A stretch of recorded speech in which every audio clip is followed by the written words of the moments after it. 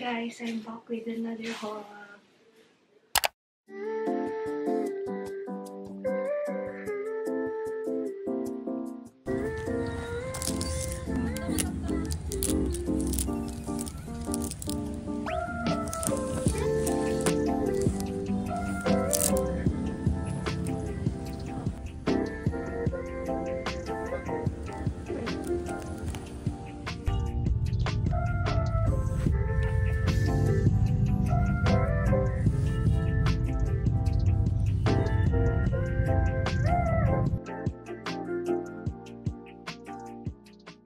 Grabe, after 1 year na naman, ito na naman tayo.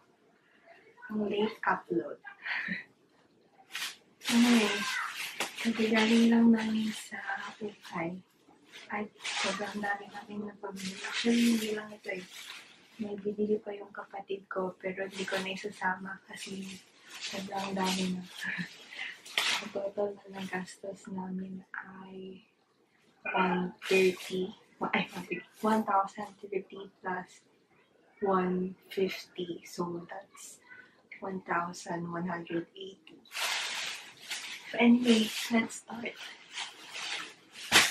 Magsimula tayo sa tops. Wait, I mean, organize it. First is this crop top na sleeveless. Ano lang, basic top lang siya.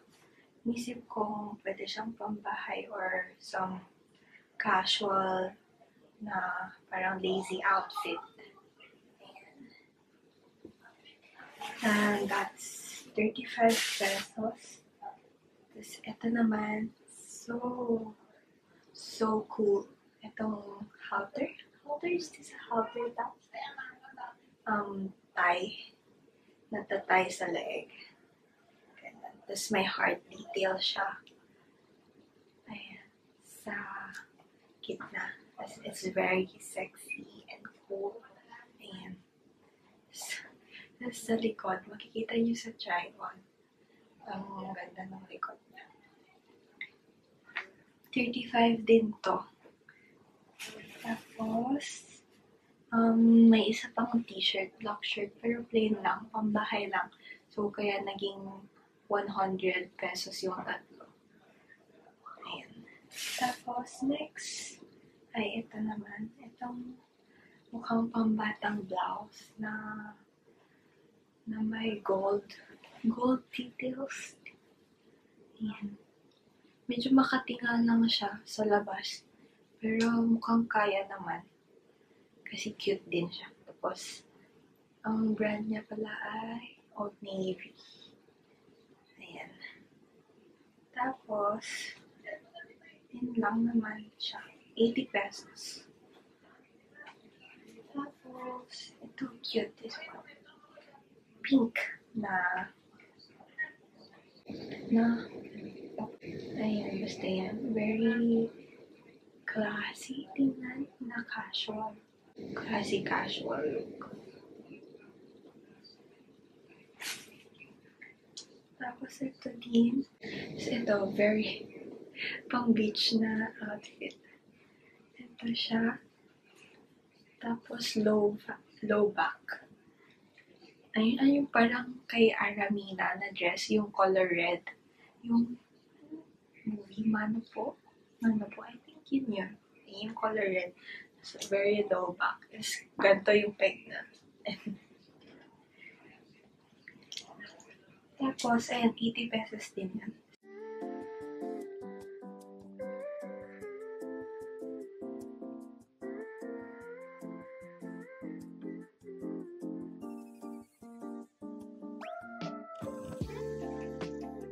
So, ito naman, ano lang, pang run, pang jogging, or pang gym. So, Nike shirt na dry fit. Ito naman, 100 pesos. And next naman ay punta tayo sa bottoms. First ay itong pajama na Uniqlo na satin. Wala nga lang siyang kapir, pero okay lang. 80 pesos lang naman. Ayan. pwede pa siyang gamitin pang labas, ganun. Kasi plain lang naman siya. So, maganda. Next ay sa miniskirt naman tayo. Ito. This one is a miniskirt ng brand IGU. Tapos naka-state dating tag. I mean, vintage tag. Yun, I'm not sure. Pero lumang tag siya. So cool. Ngayon lang kami nakakita ng gantong tag ng G. I wonder kung anong year ito. Anyway, sa kapatid ko pala to.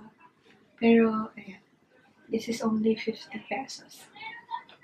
And then, ito naman, last but not the least, itong pinaka-una ko nabili today. Pero sa, ano siya, sa parang mall-ish na, ayan, sa El Torogi. El Torogi yung name ng shop.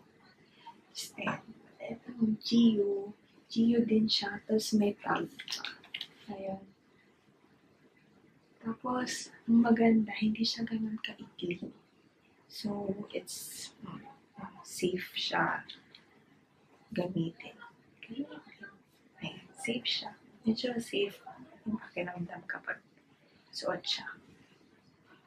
Anyway, that's it.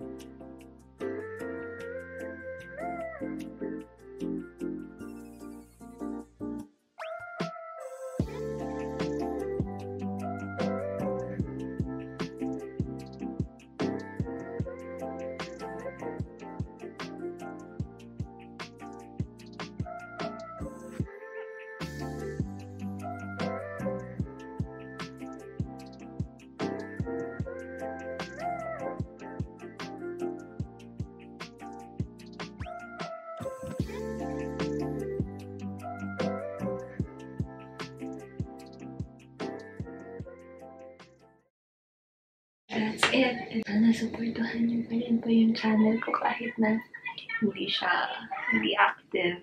At feeling ko, ito lang talaga yung pumapatok na content, yung Hukay haul. So, that's it, guys. Thank you for watching. Bye! Wow! Haul yarn.